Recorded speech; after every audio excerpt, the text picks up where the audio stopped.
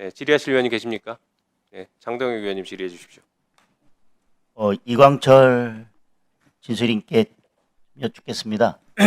우선 그 전에 아까 진술인으로서 적절하냐라는 질문에 대해서는 일단 저렇게 진술인께서 진술하신 내용을 들어보면 어쩌면 저는 개인적으로는 뭐 이렇게 검찰개혁의 방향이 맞냐라고 하는 점에 있어서는 다른 생각을 가지고 있지만 이 지금 검찰개혁의 방향성을 놓고 본다면 더불어민주당에서 제안한 안보다는 저는 조국혁신당에서 제안한 안이 저는 지금 말씀하신 거에 훨씬 더 가깝고 오히려 제가 생각하는 쪽에 가깝기 때문에 뭐 오늘 진술해 주신 거에 대해서는 되게 감사하다고 생각합니다. 그리고 진술인의 능력이나 전문 지식에 대해서 문제 제기를 한 것은 아니고 아까 진술인께서도 말씀하셨지만 검찰사법을 성안하는 데 있어서 어떤 기여를 해오셨던 것 같은데 그런 것들 때문에 우리가 진술인은 외부 전문가를 모셔다가 좀 중립적이고 객관적으로 이 법안들의 문제점에 대해서 듣고자 하는데 혹시 그런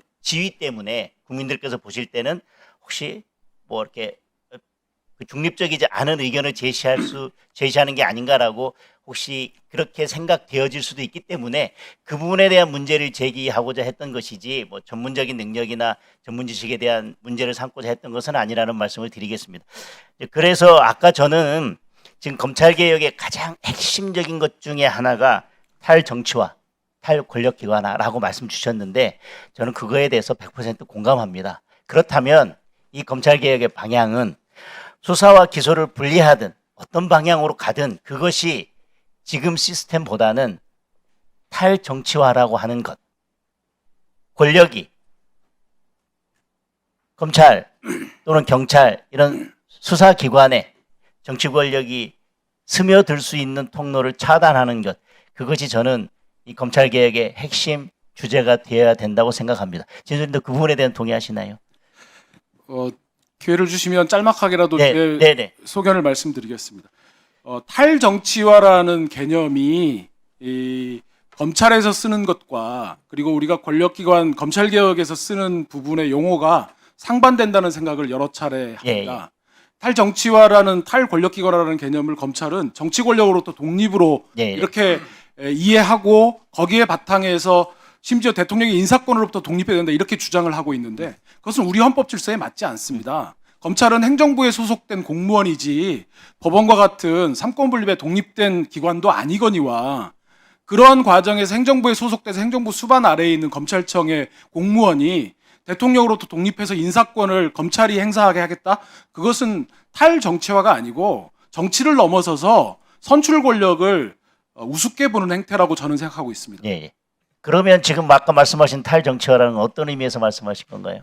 제도적으로 검찰 스스로가 정치 권력으로부터 영향력으로부터 차단하고 지금까지 제가 보는 견지에서는 의원님 어떻게 보실지는 모르겠습니다만 지금까지 검찰이 과거에 우리 헌정사에 있어서 보면 김영삼 정부 출범 이전까지 검찰은 정치 권력에 제가 볼 때는 평가가 조금 거칠 수도 있겠습니다만은 좀 하위부에 위치해 있었습니다. 그런데 중앙정보부 안기부가 권력으로부터 이탈되어지고 나서 그 이후에 검찰이 보인 행태는 검찰과 같이 정치 권력과 영합하고 거기서 검찰의 힘을 키우고 법무부를 장악하고 이런 일련의 과정으로 평가하기 때문에 좋습니다. 네. 인사권도 좋고 뭐 행정부기 때문에 대통령의 인사권으로부터 벗어날 수 없다. 다 좋습니다. 그렇다면 어떤 방법으로 수사와 기소만 분리하면 그것이 결국은 탈정치화가 될까요? 저는 우려하는 것은 정치 검찰이 그냥 정치 경찰로 바뀔까 봐 우려하고 있는 것입니다. 그리고 지금 말씀하신 게 다 좋습니다만은 이상적으로는 좋습니다만은 그렇게 인사에 개입하고 인사에 의해서 좌지우지할 수 있도록 한다면 과연 탈정치화가 되겠는가? 두 번째, 그렇다면 제가 조국혁신당에서 발의한 검찰개혁 법안이 오히려 저는 제 생각과 맞다는 것이 조국혁신당에서 얘기한 건 국가수사위원회는 없지 않습니까? 같은 게 있습니까? 민주당에서 발의한 4개의 기관으로 수사 권력을 나눠놓고 그것을 통제하는 중국의 규율위원회와 비슷한 그런 막강한 권력을 가져서 수사와 기소와 모든 것을 하나로 통합한 국가수사위원회라고 하는 그런 기구를 조국혁신당의 법안에서도 그런 기구를 상정하고 있습니까?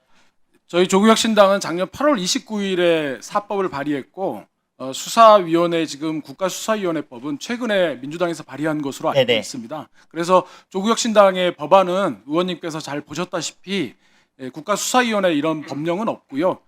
다만 수사기소 분리와 중수청 설치의 어떤 근간이 되는 형사소송법 개정안과 함께 그 형사소송법 안에 있는 수사 절차를 독자적인 독립적인 법안으로 분리해내는 수사절차법 제정안이 지금 담겨 있습니다. 예, 그렇습니다. 수사 절차법까지는 저도 그러면 지금 진솔 있게 여쭙고 싶은 것은 민주당이 발의한 법안 중에 있는 국가수사위원회가 다른 진술인께서 아까 특히 양홍석 변호사님 말씀하신 것처럼 이게 결국은 많은 문제점을 가지고 있다는 점에 대해서는 어떻게 생각하시나요?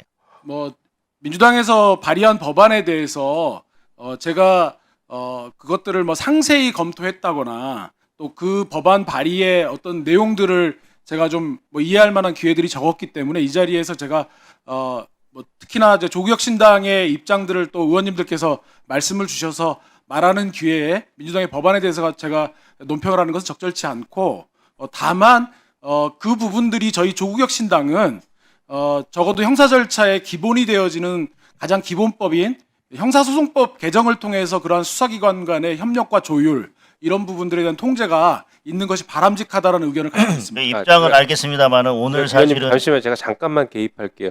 그 이강철 진술인께서는 그 오늘 방금 뭐 지적하신 것처럼 답변을 하실 때 조국혁신당을 지금 대표해서 나오신 게 아니라 예. 검찰개혁 4법과 민주당이 발의한 법과 조국혁신당이 발의한 법에 대한 전문가로서 진술을 하러 오셨기 때문에 조국혁신당의 입장을 대표하시는 방식의 발언은 가능한 삼가하시고 전문가로서 진술해 주시기 바랍니다. 잘 알겠습니다. 네.